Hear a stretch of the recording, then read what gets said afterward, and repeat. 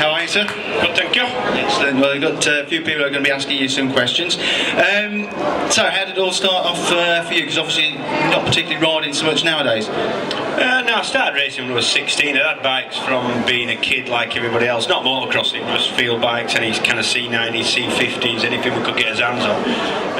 A friend of mine started racing, a guy called Dave Leach, who was a former TT winner in his day. He started racing when he was 17, I was 15 at the time, and he did really well, but I was better than him. You know, when your mate does something and you know you're better than him. But because I was better on a C90, I thought I was going to be better at road racing as well. So I was lucky in that my dad had a few quid, and I talked him into buying me a bike, and I went racing. And to be honest, once you start making a living out of it, you're kind of stuck. Because even if you didn't like it, it's your living and you've got to keep going. I mean, I had a lot of good times racing. There's times when, if I hadn't been making me a living out of it, I would have probably stopped doing it. But I mean, over the years I've had a good living from it, and I want to change that much about it, really. I know what I don't ride on the tracks, but I know what it's like when I stand in the garages and just watching the teams. I'm stood there with my camera, and you can smell the oil and you can see the excitement, and it's you get out on that grid and all the lights change and you're away. Yeah, the funny thing is, I stopped racing in 2002, and the things that you think you're going to miss about it, I haven't missed. Like getting out on a bike and riding a bike, I haven't missed, because I can do that every day of my life. I can go out on a motocross bike, I've got road bikes, I've got old bikes, new bikes, whatever.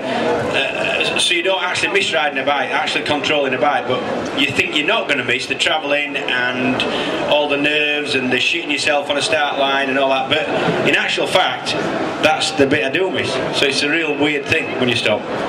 That's a technical term for all those young people out there we don't use very often in front of our parents. They know more swear words than you, son. I thought you were calling me son. That's very kind of you. Good old boy. So what are you up to nowadays? I do a lot of writing and riding for Two Wheels Only magazine, also a little bit of stuff for Classic Mechanics, so a little bit of journalism and riding. And other than that, I've got plenty going on at home trying to earn myself a living, but I do probably most notable things I do now as far as bikes are concerned is commentating for both Eurosport World Championship Superbike, and also a little bit for ITV's coverage of BSB.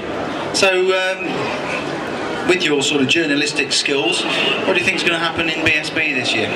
BSB is going to be a cracking year this year, because there's a lot of youngsters that not only now know they can do it from the last couple of years. Last year was a year where there was a lot of youngsters in it, but it's only just towards the end where they started to believe that they could actually. I'm thinking of Crutchlow, Camille and Sykesy notably.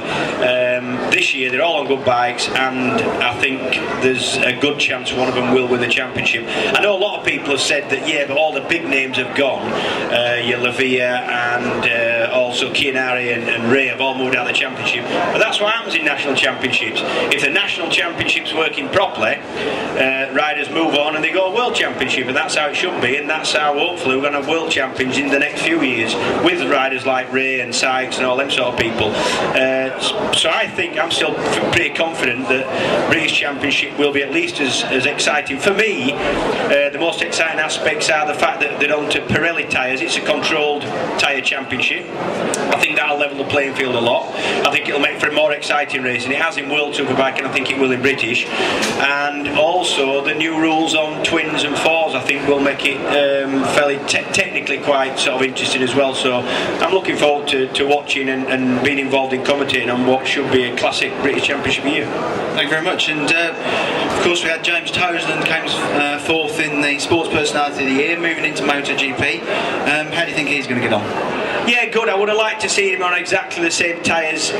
He's going to be on exactly the same bike as what Ross is on, essentially, or that's what they're saying. I would have liked to see him on the same tyres, and the reason I would like to see that is that you can't tell me that the development, and it's very important now that the tyres match the electronics package, match everything works together, especially at that level when electronics is a massive thing, and to tailor it to one set of tyres, you can't say that all the sort of development's going to go with Townsend's team if they're on Michelin's. I think it'd have been better if it had been whatever Rossi was on. If it had been on the same as Rossi, it would have sort of benefited him in his first year of MotoGP. But I think one thing I do know about Townsend is if it's down to physical and mental effort on his part, he'll do it, because I mean I've known of him and worked with him and been in the same paddock as him for years, and there's nobody as focused and as mentally determined to succeed as what he is. He's